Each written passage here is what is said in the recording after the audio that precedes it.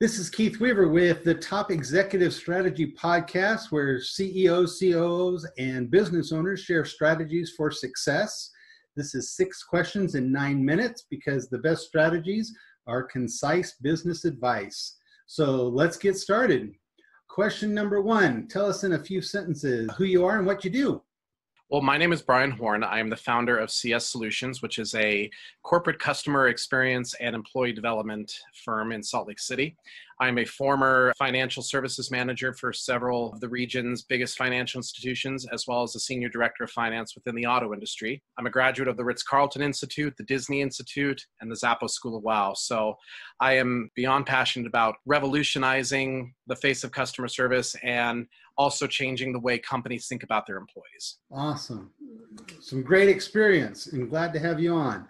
So question number 2, what's the best thing about being a business leader? The best thing about being a business leader for me is the challenge. And I love meeting goals and exceeding goals and proving to everybody that doubted that I actually could do it. And so I thrive on the challenge. The harder it is, the more I like it. It is kind of nice to overcome the doubters, isn't it? Yes. Very much. Like show up the haters is what they say on social media. So yeah. Question number 3. I hear from other leaders that people strategy can be more difficult than the actual business strategy in a business. What are your thoughts? I agree 100%. You can offer the best product or service out there, but if you're not connected to the people that you serve, and if you don't have a service mindset, then my humble opinion is you're going to fall flat on your face. It's got to be about the people, not only who are your customers, but also who work for you. And that's why I wrote my book. The subtitle is 8 Principles That Will Change the Way Companies Think About the Customer Experience and the Employees Who Work for them. It's got to be a relationship, a 360 relationship with your customers and your employees. So I believe it all comes down to people. That's the key to the whole business game. Great. Question number 4. What strategy would you like to share with other leaders? The strategy I would like to share is that this is not easy and you're going to make mistakes, and that is okay. I try to watch some kind of motivational video every day from a religious leader, a celebrity. Lately, I've been on the celebrity ones a lot. And so, for example, Will Ferrell, the comedian, was given an honorary doctorate at USC a couple years ago, and he gave this really great talk mixed with a lot of humor about when he graduated from USC and he, was trying to build his comedy career. He said, I was just throwing darts at the dartboard and seeing what would stick. And, eventually he got, onto the cast of Saturday Night Live through a lot of hard work. But then a critic wrote to him and said, you are the worst newcomer on the cast. You are not funny. No one's going to like you. You're probably going to be gone within 6 months. And he was one of the longest tenured cast members on that show. And he ended his speech by saying, don't be afraid to fail, throw darts at the dartboard, and never listen to the critics. Kind of synonymous with that was Conan O'Brien. He gave the commencement address at Dartmouth College in, I think it was 2011, right after he lost The Tonight Show, after only 7 months. And he said something very similar. The Tonight Show is the dream of every comedian. It's the dream of every entertainer is to get on The Tonight Show. And he said within a moment's notice, it was gone. And that's what I had worked for all my life.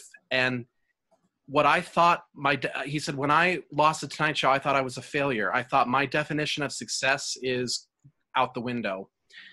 But I love what he says after that. He says, sometimes there is no better liberation than realizing your greatest fear. And I actually wrote this out and I put it up on a little plaque and I carry it everywhere. He said, your greatest failures can be a catalyst for profound reinvention. And he's never been happier. Steve Harvey's another great example of when he was rising up and he had a horrible stuttering problem. And he learned to talk because his teacher actually told him, people are going to laugh at you for the rest of your life. And now he's a billionaire and he's one of the most prominent guys on TV. So all these people that have had horrible setbacks, the theme is consistent. Don't be afraid to fail. Failure can actually open up opportunities. It was through a huge failure in my life that led me to completely reinvent myself. So my strategy is, don't be afraid to fail. Throw darts at the dartboard. Something will stick. And don't ever listen to your critics, because you're not going to please everybody, and that's fine. And you're not going to make everybody happy. That's fine. There's nothing wrong with that. But you have to follow your heart. You have to follow what you know to be right. And one day it's going to stick, and it's going to stick in a big way, and then you're set. Very good advice. Yes. In fact, one of the things I was thinking is, with social media, obviously, there's a lot of critics out there, a lot of people that are willing to bash and put people down. And you, like you said, you have to overcome those critics and do your thing. Mm-hmm. That's it's great. Sad how we listen to those critics that don't know anything about us or the situation, but there's more weight sometimes to those critics than it's part of the game. You have to have a thick skin. You have to not be afraid to fail. If you think everything's just going to be handed to you, you're very wrong. Great. Question number 5. What other successful leaders like yourself would you like to acknowledge and or would be great guests for a podcast? Wow, there's so many. One of the people who endorsed my book is a very good friend of mine locally. His name is Nick Brown. He runs a consulting firm solely for credit unions, and he's sort of similar with what I do, but he's more about like sales oriented stuff, like how can credit unions capture loans from other credit unions. So my program is more about, I believe great sales comes from great service. His is strictly sales, but he's built his business from the ground up, and he's been a great friend, a great mentor. He endorsed my book. Anytime I need help with anything, I go to him, and he's always so kind. He's just one of many, many, many. All the gentlemen I mentioned, celebrities, are really inspirational, but he would be my top choice probably. Okay.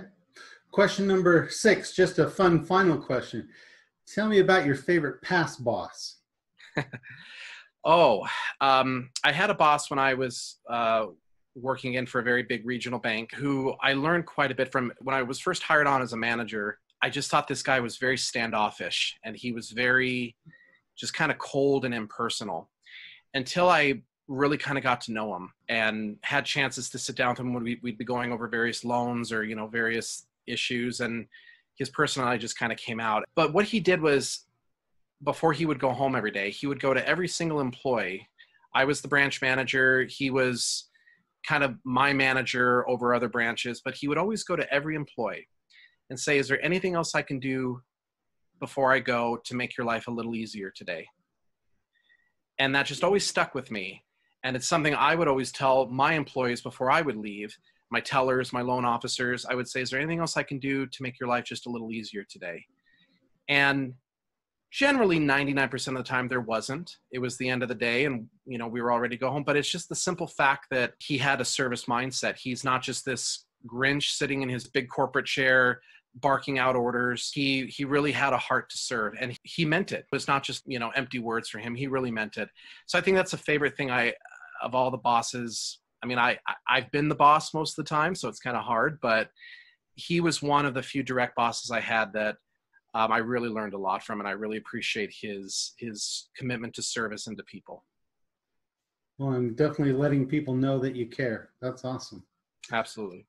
Well, thanks for being on. We've enjoyed it. And before we go, tell people how they can find you or get a hold of you. Well, you can go on Amazon. My book is called The Customer Service Revolution. You can type my name, Bryan Horn. You can also go to my website, which is the CS, as in Charlie Samson, thecsrevolution.com. And my training program is on there, my email address. I'm sure there'll be links on social media from this podcast. The best way is, I'd love for you to pick up a copy of my book. It's this yellow one. All the information is right in there, but thecsrevolution.com is the best way to get a hold of me. Great. All right. Well, this is Keith Weaver with the Top Executive Strategy Podcast. And for more insights and to follow us, you can look at us on Weaver Business Coaching or follow us on LinkedIn. Have great success. Thank you so much.